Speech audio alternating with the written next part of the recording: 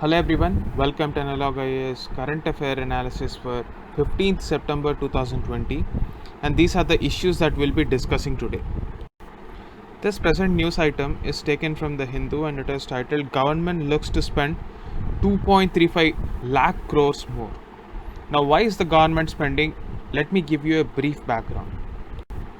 We know that the GDP formula is a factor of consumption, investments, government expenditure, and net trade. In this context of pandemic and even the time period before that, if we segregate our economy into two different parts, one is the supply side, the other is the demand side. So before the pandemic has struck, Indian economy was already slowing down. In that context, there was a debate that the slowdown is whether due to the supply side constraints or whether it is due to the demand side constraints. So that debate has been settled after the pandemic has struck. With the pandemic, the current reality is we have both supply side constraints because of the lockdowns, and we also have demand side constraints because there is simply not enough money in the hands of the people to buy any sort of products. And even so, the rural poor are the most vulnerable because they don't even have money to spend on food items as well. In this context, there was severe pressure from the opposition that the government must infuse money and put more money into the hands of the people, and whatever the government could do as a part of the Atmanirbhar Bharat to indirectly infuse money into the market so that businesses pick is not actually witnessing results because the consumer confidence has not risen up. This will come only in the backdrop of a vaccine that would hit the market anytime soon. So, depending on this, the government decided that the timing of infusion of money into the hands of the people will be very crucial given the fact that there are only limited resources. So, the government has been waiting for a very long time to infuse this money and ensure that the poor are not affected. So, finally, the government has decided time has come to spend more money. Now let us have a look into the modus operandi of the government to put more money into the hands of the people. But before that, we have to remember that investments which were encouraged in the Atmanirbhar Bharat package are not really picking up because there is no credit growth. Even though the banks are having a lot of money to lend, people are not in a position to take loans because they don't know what would be the future of their business. So the only way we can push money is through consumption and government led expenditure. There is hardly any trade at this moment because all the global markets have been hit very badly. Luckily for India, we have a very strong domestic market, and if we can actually take right steps without even depending upon the exports, if we can cater to our own domestic markets, we can survive to a certain extent. Now let us have a look at this supplementary demand for grants and what is happening in this present scheme of things. Even though the outlay for expenditure is 2.35 lakh crores, the net cash that goes out will only be 1.67 lakh crores. So basically, the 0.68 lakh crores of other ministry or department expenditure has been reduced, and 1.67 lakh crores will be additionally required. This additional amount is apart from the budget already allocated, so that in total government can spend 2.35 lakh crores for some ministry which was not originally approved in budget in 2021 or 2020-21 fiscal year. So out of this 2.35 lakh crore, 40,000 crores will be required additionally for Manrega. So this year 1 lakh crores is the budget allocated after this additional amount, and this is the highest ever Manrega budget till now after the introduction of this scheme. And 20,000 crores will be used for banking recapitalization. This is very crucial because without capital, that is the amount required to run a bank efficiently, they can't lend loans. That is the reason banking recapitalization is very important. The third component is post-devolution revenue deficit grants. So central government every year gives some percentage of taxes to states as recommended by the Finance Commission. So the 15th Finance Commission for the period 2020-21 said that 41% of the taxes should be given to the states. So whatever this 41% is, it is a part of revenue receipts for the state. Despite this, because of the fall in GST collections, states still have a deficit. This is called revenue deficit for the states. So every year Finance Commission also says that you have to give certain post-devolution revenue deficit grants, and this post-devolution revenue deficit grants will mean grants given to states who have revenue deficit even after receiving money from center, and this is as per the formula of Finance Commission only. So as a part of the plan for the year 2020-21, this post-devolution revenue deficit grants were given to nearly 14 states. So if you want to know what this deficit grants are and which 14 states got this grants, please go to the Finance Ministry website and have a look at the document. In this context, let me also try to explain the difference between supplementary demand grants and demand for excess grants.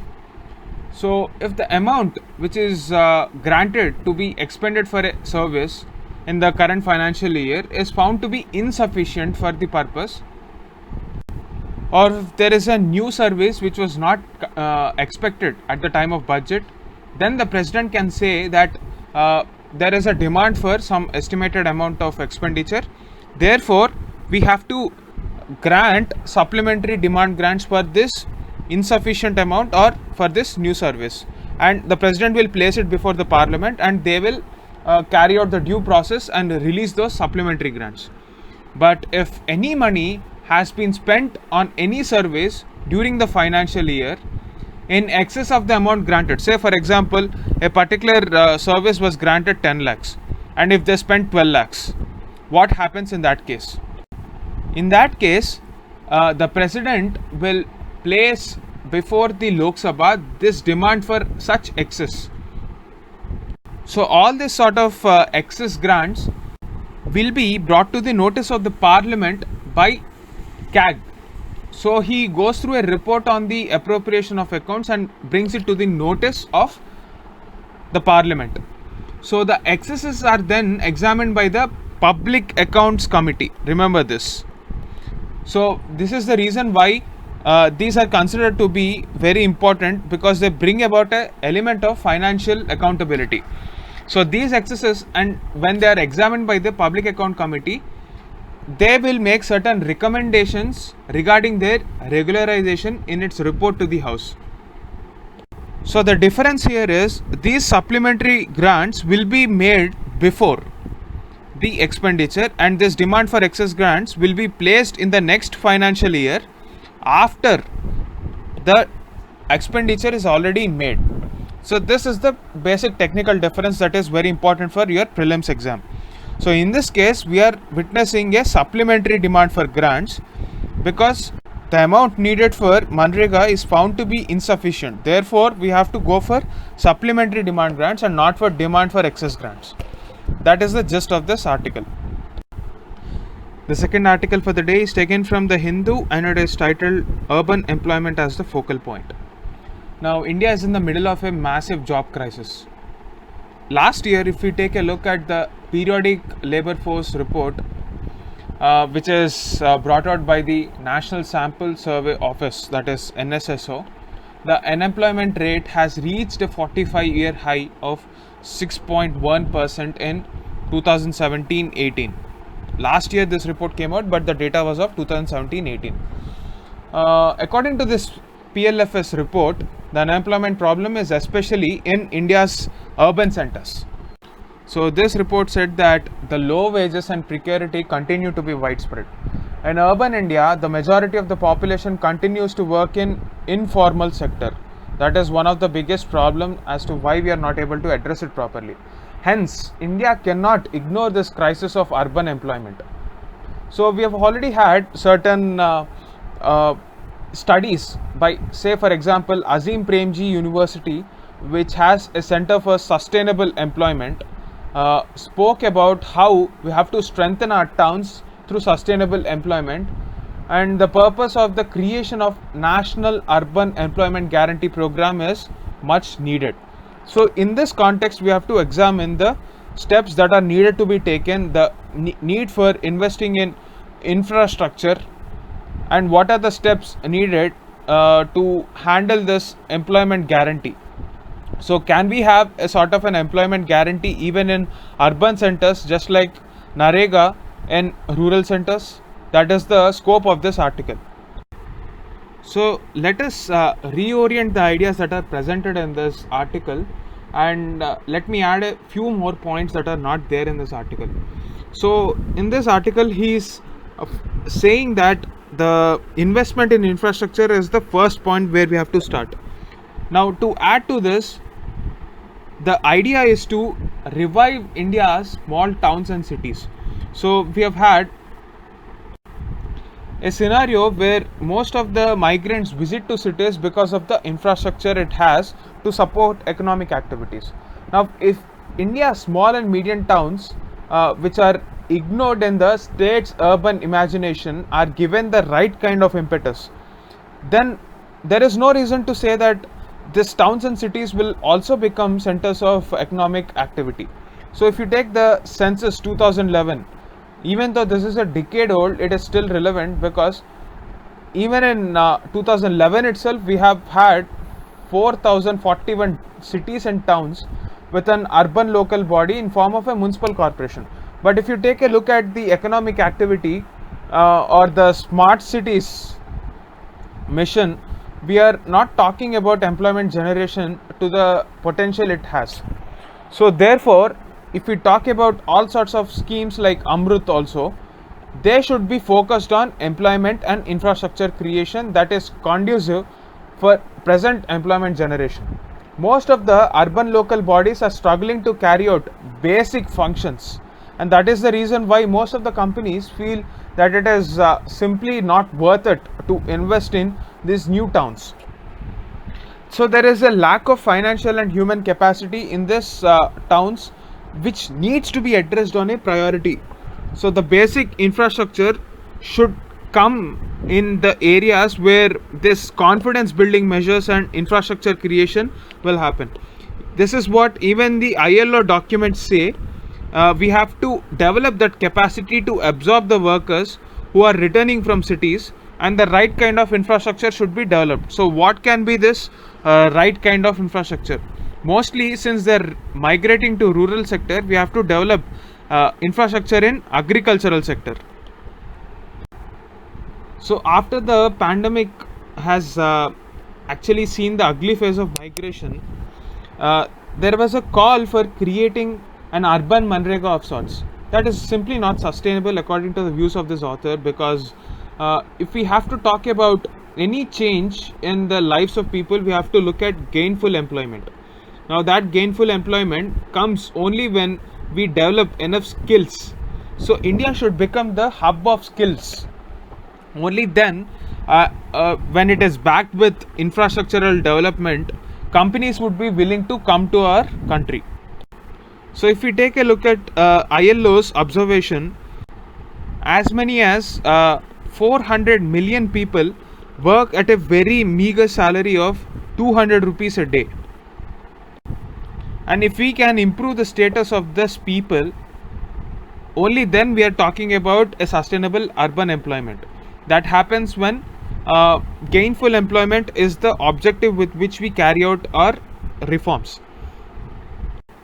So what should be the steps that government must take? So firstly, they have to invest on human capital. Secondly, they have to invest on capacity building of the local governance structures. Thirdly, they have to invest in infrastructure creation that is conducive to carry out economic activity, like say for example ports, hub and spoke models for logistics. All these sectors should receive government support on a huge scale. For this, probably we can go for PPP model. that is the public private partnership model, and these private players must be in a position to invest in skilling. So all this will definitely move towards sustainable urban employment and the growth of urban centers across the country rather than just small pockets of development across different states. Say for example, we look at the metros and glorify them as power centers, but the fact is they have very deplorable state of living for those living in slums. So therefore, what needs to be done right now is already spoken about. So one last point that we should be adding is we have to focus on our MSME sector, because if we have to grow and nurture gainful employment in these towns, the 4041 towns that are there in census 2011 data, MSME sector is the way forward. So if we can integrate this MSME sector into our supply chains through international initiatives like Supply Chain Resilience Initiative of Japan, we can empower millions of lives. That is the path that India should take forward, and not the creation of a simplistic version of urban Manrega. That is the gist of this article. That's it for the day. Thank you.